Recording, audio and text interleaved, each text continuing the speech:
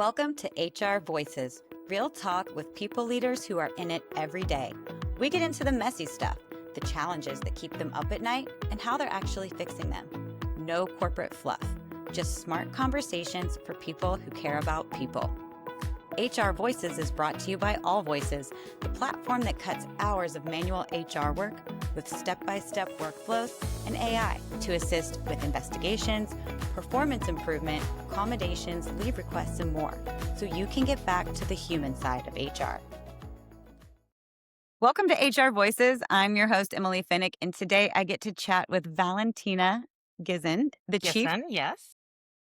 People Officer at Curana Health. Welcome, Valentina. Thank you, Emily. I'm so excited to be here. Yeah, it's great to chat with you.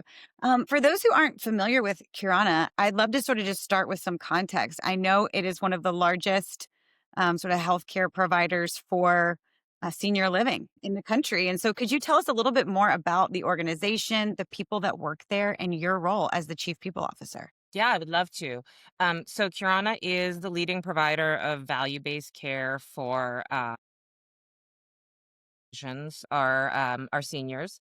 Our mission is to improve the health, happiness, and dignity of seniors nationwide, and we employ, 2,000 plus folks overall. The vast majority of those providers who provide, whether it's in a skilled nursing facility or assisted living, senior living, things of that nature.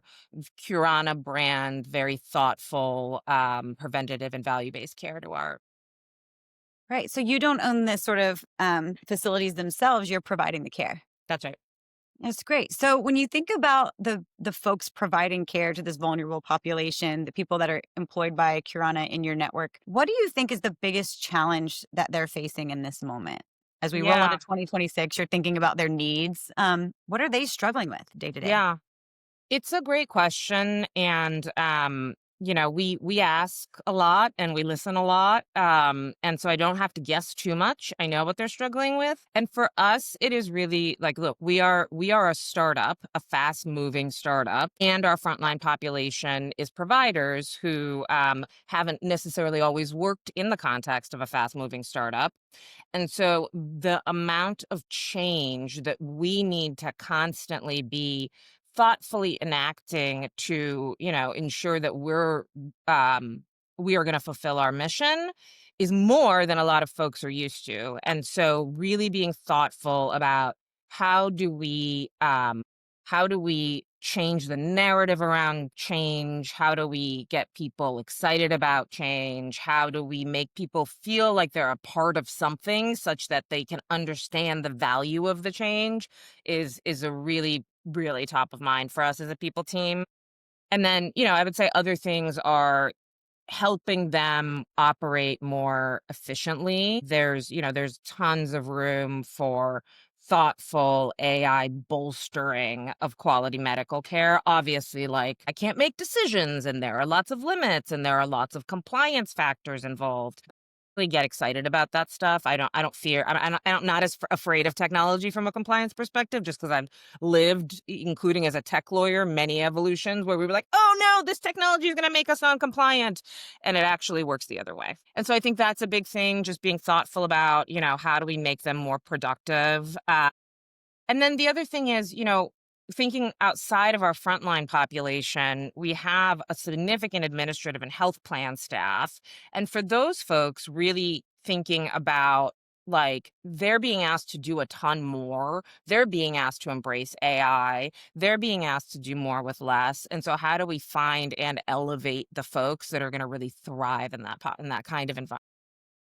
Right. Yeah, I'd love to unpack those. Let's start with the change management piece because I think that, that applies to almost any organization. I think one of the words I continue to hear as I interview people leaders is like uncertainty. It's like everyone is sort of living in an environment where we're not quite sure what tomorrow holds, right? And with that is a lot of the velocity of change and the amount of adapting that all people are having to do, right? So as a people leader, how are you addressing that, right? How are you sort of balancing the need to be able to pivot very, very quickly in this environment with people's anxiety and the fact that change, like too much change can be really hard and really disruptive. How Yeah. are you balancing that? Yeah. And I think being thoughtful about change and prioritizing change and like really having an eye towards how much change can the organization metabolize, like successfully, rather than just what do we want to get done, is a really important piece of that. And so understanding that, like how much can the organization absorb piece, is a really important step that I think, particularly when new people leaders step in, or new leaders in a lot of functions that touch, are like, I want to have a ton of impact and, I want to build all these things. But really, your pace of success is based on the pace that your changes can actually be successfully absorbed. And so, one of the things that I do is I will always do a study when I join any company of how, like, is our frontline, what employee categories that we have, how are people really spending their time, so that I can understand how much flex there is, if any, for people to do change management work, thinking like mind share, as well as other things that people may not think of as their day-to-day job, but actually are, like having coaching conversations with your people. And so one of the things that we learned very quickly was that there just wasn't flex in people's schedules to be able to like talk and think about change. So we created a space essentially like for all of our providers to be able to like take time off. We still pay them for this, and like we will give them a preview of everything that is coming with the clear why, and then arm their leaders to like take them over the change curve. But arming them with the why has been a really, really, really huge step. I don't think I've ever heard anyone approach it that way. I love that you're actually carving out the time. So it's I not mean, like, that's the "Hey." real challenge, right? Is like Yeah. people are like, is this going to make me slower? Do I have to learn it? Like, is it going to give me more clicks? And so helping people understand why, that this is going to speed you up. And yes, creating the space for them to actually internalize that information is just does so much in terms of like the initial getting over the denial to acceptance. Yes, and that 3rd step is what I think is often overlooked, right? The carving out the time. Yep. And the why. Sometimes the why is missing as well. People just throw a lot of change at their people and, forget the very important. I often hear, like, "Slow down to go faster." Like, it does take time to put together a communication plan. It might delay you a couple of days to really get down to a very important why, and yet, in the long run, that's gonna make it a lot easier for people to understand, adopt, get on board. So, Yes. slow down to go faster. Saves so much time. It saves so much time if you can thoughtfully understand people's drivers, what's going to cause them to buy in, and have a good conversation with them about what's coming. Yeah, great advice. The second thing you mentioned was, efficiency, and you got really excited about AI, I could tell. So I'd love to just explore that a little bit deeper in terms Yeah. of leveraging technology to make your workforce more efficient. What has that looked like for you? Yeah. Um, so we have a AI is in a really interesting spot right now because I think everyone feels like they have to use it, like you have to incorporate it. And so we got a lot of folks out there like looking for problems to solve with AI. A lot of tools out there that feel like a little bit of a solution looking for a problem. But there's also, there's real meaningful work that we can do as people leaders and as leaders in general. But again, it comes back to like really understanding what the work is.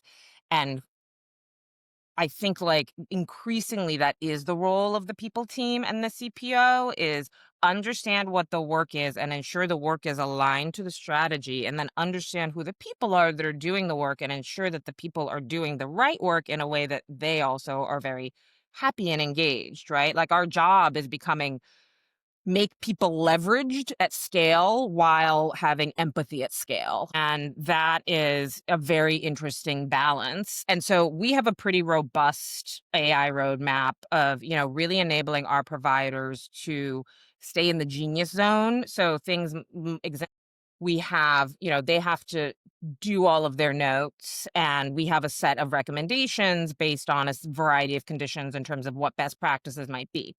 So now we're moving in a direction where when a provider finishes their notes, they'll get a pop-up saying, like, here's Curana's in like model of care best practices based on what you're seeing with this patient. They don't have to follow that, of course, but it will help them find the stuff that right now they're searching our intranet for, being like, I know there was this really good guidance on falls, and it's going to meet them right where they are just in time, which I'm super excited about. And really, all of our AI initiatives are around that on the provider side, getting providers to spend time thinking about healing rather than doing administrative work, and helping them make better decisions, but obviously make the right decisions that their medical expertise indicates. Yes. That's my favorite use case for AI. I work at All Voices, and something our tool does is it's context aware of what you're working on and then just surfaces things that might be helpful. So, again, like not replacing human judgment. I think that's particularly scary for um, employee relations, but also in healthcare, right? You don't want AI making, judgment calls about your treatment or your care. But what you do want is for the person who is making those judgment calls to be focused more on you than they are, like you said, digging through spreadsheets, digging through knowledge bases, whatever it is at your organization, right? It's just like, hey, here's all your policies or here's all your Here's the training. best here's the Yeah, best practice, you best practice. you decide. Yeah. So that's wonderful. I love that.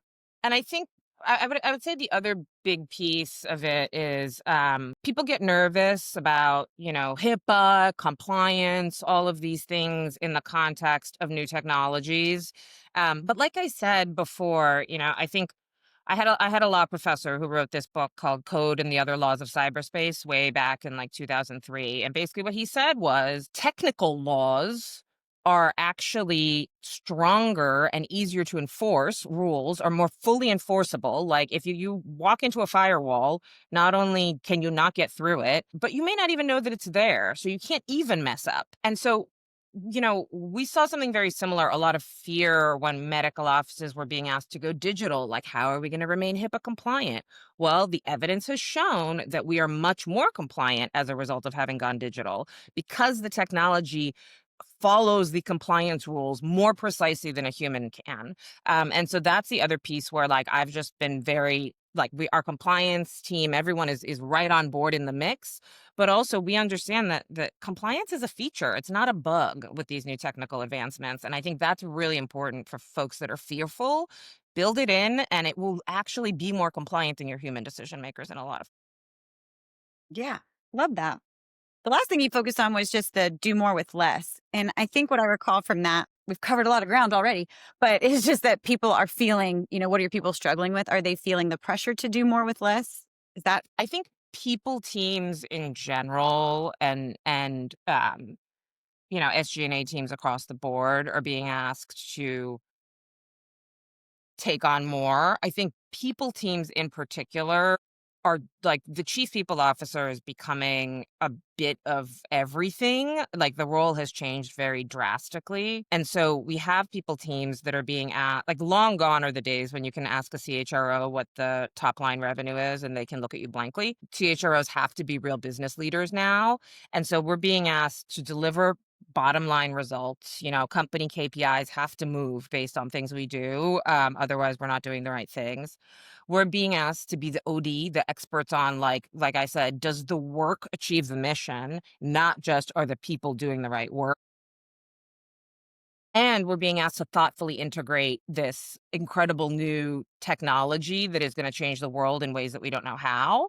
And we're still stuck in the middle of this, like, rock and a hard place between Gen Z and millennial leadership teams who are like, I don't know how to manage remotely on the one hand and reality on the other. And so all of that coming together, I think, is really just asking people teams and people leaders to be like COO type functions, and that we're not asking for additional resources. We may be asking for different resources. Like I have a lot of people on my team who are not HR, like legacy HR folks. They're something different. But I think that's the biggest thing is, like, I think the people team is really being asked to do a lot more than it historically has, which is great. And it's one of the most exciting times to be in the space. But also with that comes the need to think more expansively, to know about things beyond HR, to understand how the business works. And it's a lot and it's exciting, but it's also hard. And the hard is what makes it fun.